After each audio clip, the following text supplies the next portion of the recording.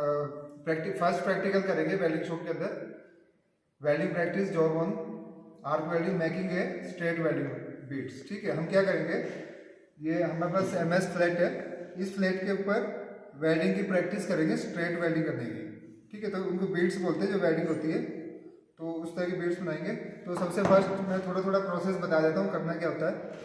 ये हमने MS flat का एक बड़ी स्ट्रिप ली है, इसमें से हमें एक इस तरह का फ्लैट निकालना होता है।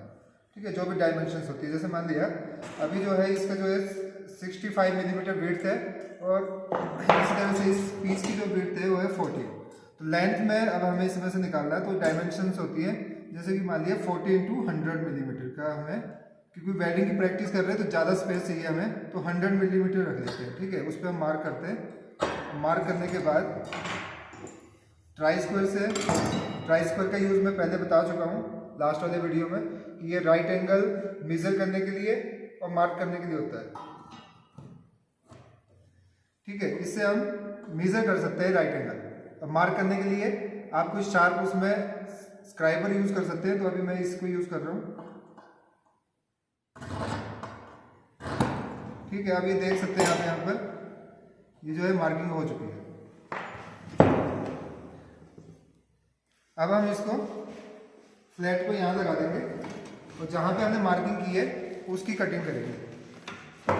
तो ये इसे हेक्सा बोलते हैं, ये भी मैं आपको लास्ट वाले वीडियो में बता चुका हूँ। फॉरवर्ड स्ट्रोक में जो कटिंग करता है, ये इसका विंग नट है, इसकी हेल्प से जो है ब्लेड को चेंज करने के लिए यूज़ किया जाता है। ठीक है, टाइट करने के लिए यूज़ किया जाता है। तो ये फॉरवर्ड डायरेक्शन में होना चाहिए ब्लेड, ये मैं पहले बता चुका हूँ। जो ब्लेड की जो टिप है वो फॉरवर्ड डायरेक्शन में जाता है, जैसे कि इसमें दिखाई दे रहा होगा। उसके बाद इसको हम टाइट कर लेंगे और जहाँ पे हमें कटिंग करनी है उस पर एक ग्रूव बनाएंगे पहले। ठीक है, ये ग्रूव बन चुका है। उसके बाद इसकी कटिंग कर लेंगे। ठीक है, ये हेक्सा पकड़ने का जो है तरीका होता है, हैंडल से इसको पकड़ते हैं और जो इसकी फ्रेम का जो लास्ट वाला पॉइंट है जहाँ विंग नट है वहाँ पे हम हाथ को इस तरह से रखते हैं, सपोर्ट करते हैं। क्योंकि ये फॉरवर्ड डायरेक्शन में कटिंग कर रहा है, ये कटिंग हो रही है और ये बैक स्ट्रोक लेके आ रहा है।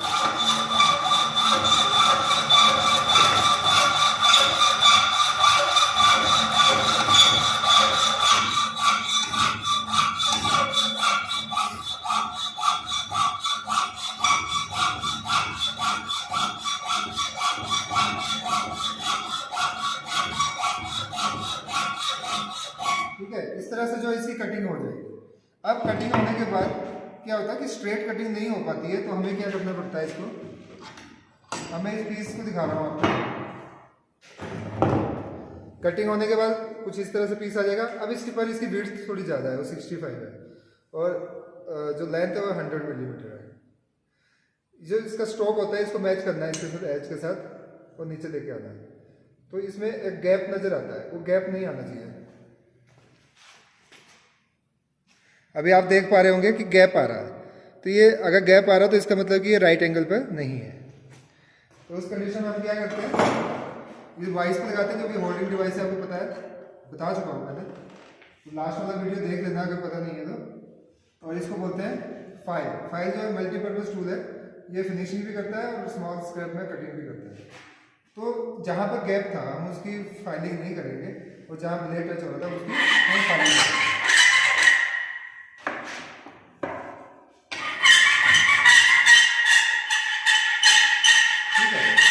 फॉरवर्ड शॉट में कटिंग करती है एक तरह से। इसको चेक करते हैं और जब ये राइट एंगल बन जाता है, जब ये राइट एंगल बन जाएगा तो हमारा परफेक्ट हो जाएगा पूरी तरह से, हम इस पर वेल्डिंग कर सकते हैं। अब हम दिखाते हैं आगे वेल्डिंग का प्रोसेस क्या है। होल्ड कर लो इसको। ओ नहीं, जो है राइट एंगल मेकिंग कर चुके हैं। ठीक है, राइट एंगल पर आ चुका है। और राइट एंगल पर आने के बाद दोनों कॉर्नर, क्योंकि यहाँ की कटिंग हुई थी, दोनों साइड से कटिंग होती है, तो राइट एंगल आने के बाद हम क्या करते हैं, अगला प्रोसेस होता है। अब इस पर हम मार्क करेंगे कि वेल्डिंग कहाँ पे हो रहा है। तो हम इसमें 3 या 4 लाइन्स ले लेते हैं जहाँ पर वेल्डिंग होगी। तो इसकी 65 जैसे विड्थ है।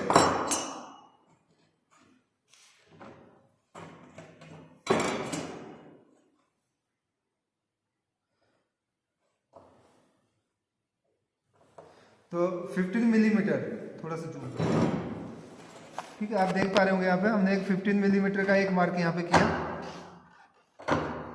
फिर 30 पे किया,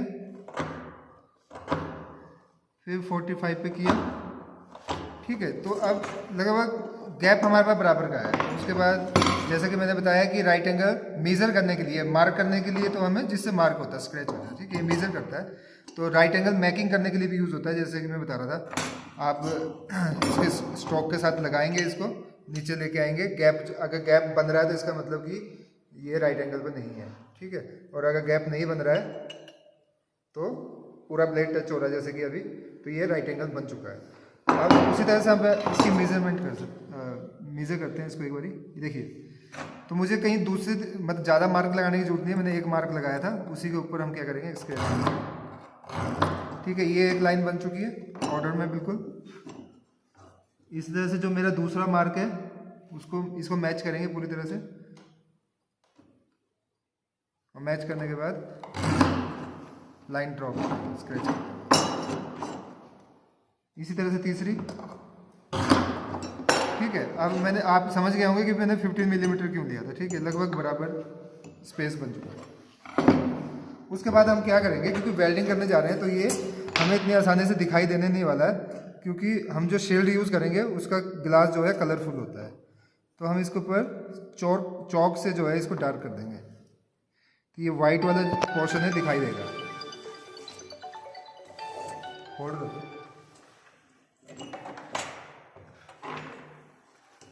अब आप देख सकते हैं ये चौक हमें दिखाई दे रही है यहाँ पर, और इसी तरह से थर्ड वाला भी कर देंगे।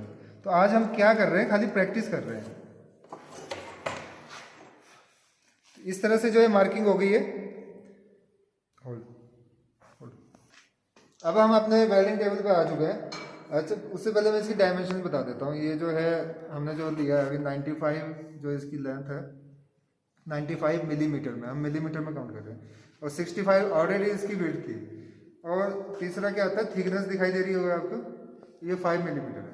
अब ये चीज़ क्यों बता रहा हूँ, क्योंकि अब हम वेल्डिंग टेबल पे आ चुके हैं, तो यहाँ पे हम करते हैं इलेक्ट्रोड की सिलेक्शन।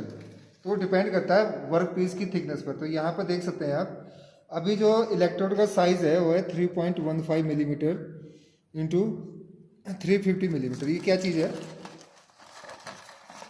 जो टिप का जो आपको डाया दिखाई दे रहा है ना, ये जो है 3.15 मिलीमीटर है, और इसकी जो टोटली लेंथ है यहाँ तक वो है 350, ठीक है, मिलीमीटर में। ये विदाउट फ्लक्स है। मैं फ्लक्स के फंक्शन लास्ट वाले वीडियो में बता चुका हूँ, आप वहाँ से देख सकते हैं, जिसका मैंने यूट्यूब पर लिंक भी भेजा हुआ है, यूट्यूब का लिंक बना के भेजा। अगर नहीं पता है तो मुझे बता देना, मैं भेज दूँगा। अब कैसे सिलेक्शन की जाती है, अब ये 5 मिलीमीटर का है, तो यहाँ पे इलेक्ट्रोड का साइज दिए हो, देखिए 2.50, आगे लेंथ है सबकी, ठीक है, 3.15, 4 मिलीमीटर, इसी तरह से 5, 6 और 7 मिलीमीटर का आते हैं, जो कि यहाँ पे मेंशन नहीं है। अब 2.50 जो है डाया है जो, उसके लिए हम एम्पियर रखते हैं 60 से लेकर 80 एम्पियर। तो इसमें वर्कपीस की थिकनेस भी कम रहेगी। इसमें जो वर्कपीस की थिकनेस है 3 मिलीमीटर तक रहती है। उसके बाद जो आगे दिखाई दे रहा है इलेक्ट्रोड, जो कि अभी हम यूज़ कर रहे हैं 3.15, इसमें रहती है 80 से लेकर 120 करंट सेट करना है, वो मैं अभी दिखा देता हूँ कैसे होगा। और मेटल की जो थिकनेस होगी वो होगी 3 से लेकर 6 मिलीमीटर तक। तो अभी हमारे पास जो है 5 मिलीमीटर का पीस है। तो 5 मिलीमीटर के लिए हम क्या करेंगे, 110 के आसपास जो है करंट सेट कर लेंगे। अगर मैं ज़्यादा करंट कर देता हूँ तो क्या होगा, हीट भी ज़्यादा बनेगी, उससे क्या होगा, मेटल की कटिंग होना स्टार्ट हो जाएगी। तो सही करंट देने के लिए पहले हम मेटल की थिकनेस देखते हैं, उसके बाद इलेक्ट्रोड का सिलेक्शन करते हैं, और इलेक्ट्रोड के बाद करंट का जो सिलेक्शन करते हैं। तो ये बात आपको अगर समझ में नहीं आई हो तो मुझसे पूछ सकते हैं। तो आइए मैं बताता हूँ कैसे। अब हम इलेक्ट्रोड यूज़ कर रहे हैं 3.15, क्योंकि मेटल की थिकनेस 3 से 6 मिलीमीटर के बीच में 5 मिलीमीटर है अभी टोटल, ठीक है। तो उसके लिए जो हम करंट सेट करेंगे 110 एम्पियर्स। ये मशीन दिखाई दे रही है आपको यहाँ पर। यहाँ पर एक रोटेटिंग लीवर लगा हुआ, देखिए। अगर मैं इसको नेगेटिव की तरफ घुमा रहा हूँ तो ये कम हो रही है रीडिंग, दिखाई दे रहा होगा आपको, यहाँ पर रीडिंग कम हो रही है। और अगर मैं पॉजिटिव की तरह इसको रोटेट करता हूँ तो ये बढ़ना स्टार्ट हो जाती है। टोटल ये 300 एम्पियर की मशीन है, पर हम इसको 300 नहीं ले सकते क्योंकि मेटल की थिकनेस है भी 5 मिलीमीटर। तो हमें कितना करना है, 100 से लेकर 110 एम्पियर।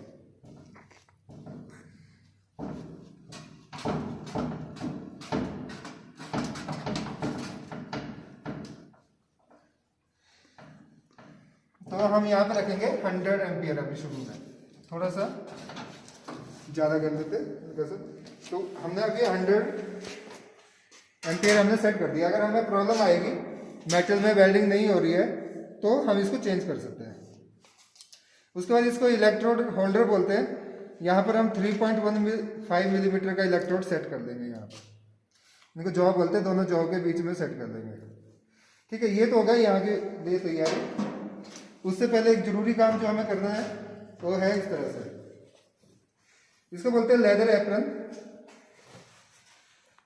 हम लेदर एप्रन को पहन लेंगे।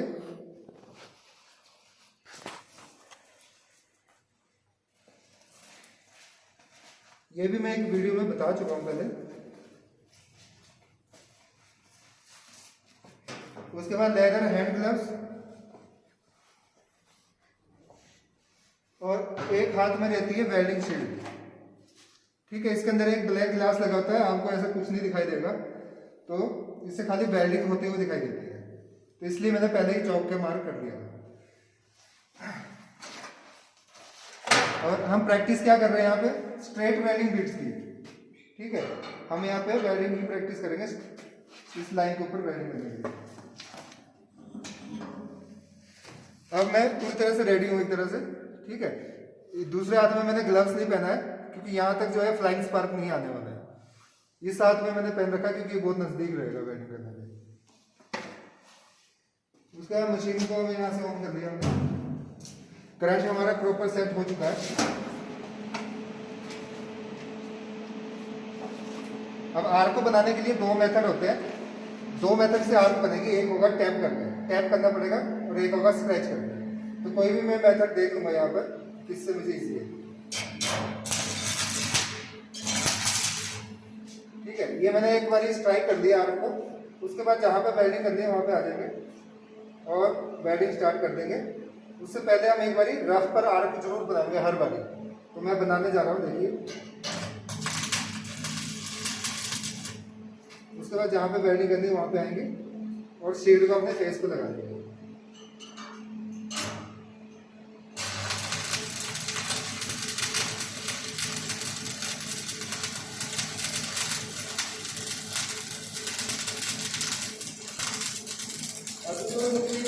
दिखाई दे रहा है रास्ता।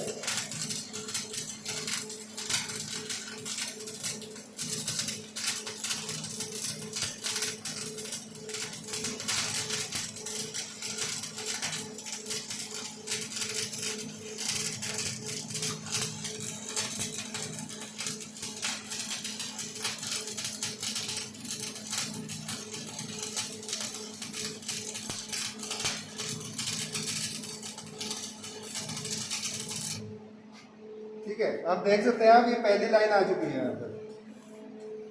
ठीक है, ये वेल्डिंग की पहली लाइन आ चुकी है। तो ये प्रैक्टिस करनी पड़ेगी। उसके लिए हम खाली आपको डेमो दिखा सकते हैं यहाँ पर कि किस तरह से होता है।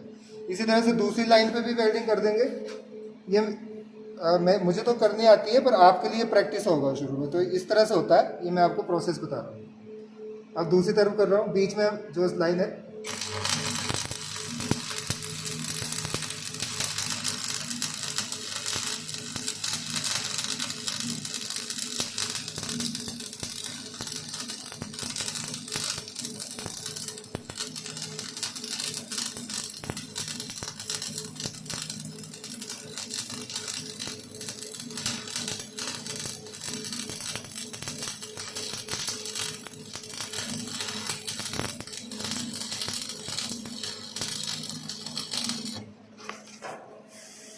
ठीक है, लगभग इलेक्ट्रोड हमारा फिनिश हो गया।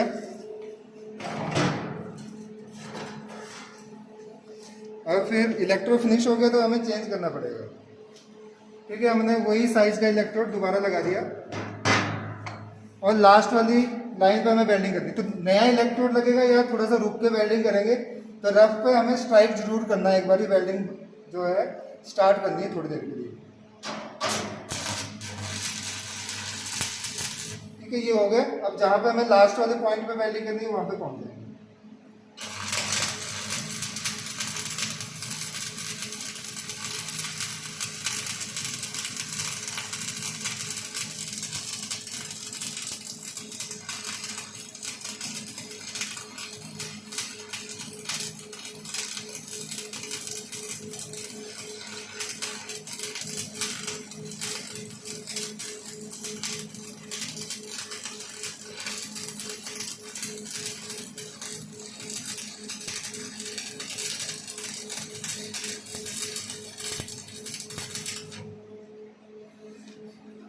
तो ये जो है तीनों हमने वेल्डिंग जो है कि बीड्स हमने बना दी है यहाँ पर। अब ये क्यों जरूरी होती है? जब आप स्ट्रेट वेल्डिंग बीड्स बनाना सीख जाएंगे ना, तो उसके बाद जैसे कि हमने मान लिया कोई जॉइंट प्रिपेयर करना, जॉइंट मतलब कि अपने जॉब बोलते हैं उसको, जॉइंट बोलते हैं।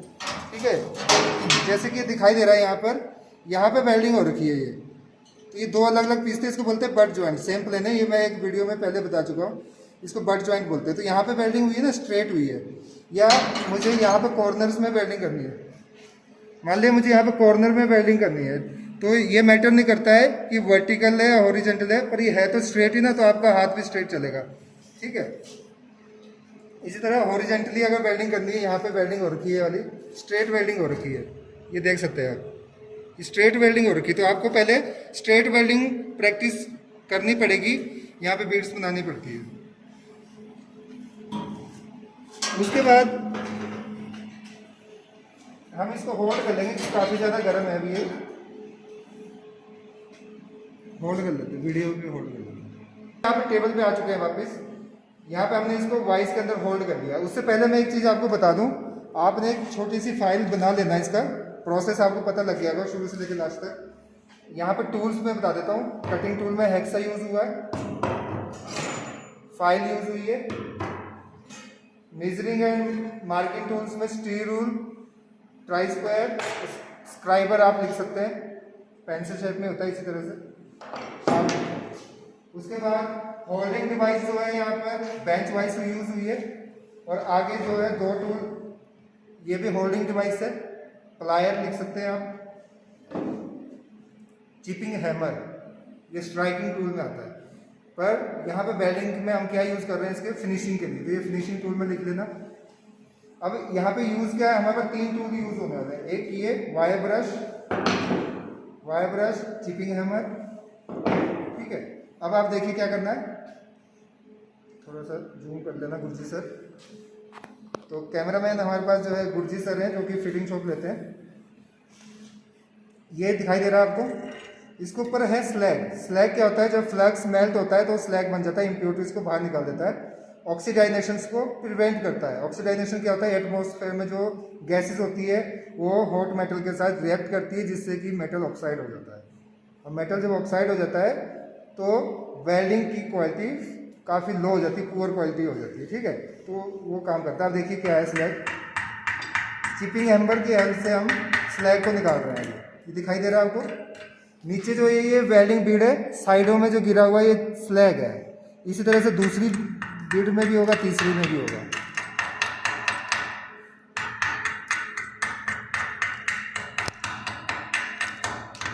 ठीक है, ये मैंने क्लीन कर दिया इसको, ये खाली स्लैग क्लीन हो गया। उसके बाद वायर ब्रश की हेल्प से जो डस्ट और रस्ट है उसको क्लीन कर लेंगे।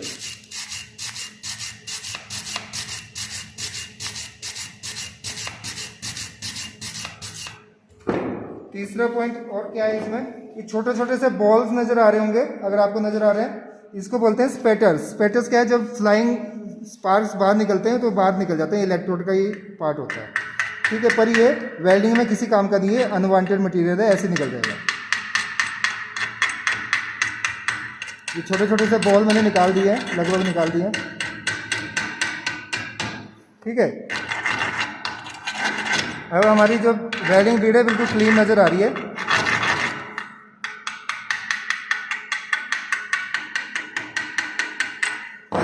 ठीक है, वेल्डिंग बीड की क्लीन नज़र आ रही है, और साथ में जो साइडों में जो कुछ भी था, डस्ट रस्ट स्पैटर स्लैग, हम बाहर निकाल दें।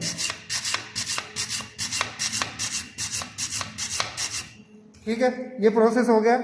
ये आपका फर्स्ट प्रैक्टिकल है जो कि मैंने यहाँ पे परफॉर्म कर दिया। तो अब नेक्स्ट क्लास में मिलेंगे, नेक्स्ट क्लास में करेंगे। आज के लिए इतना ही काफ़ी है। तो आज का जो चैप्टर है यहीं पे ख़त्म करते हैं। Okay, thank you.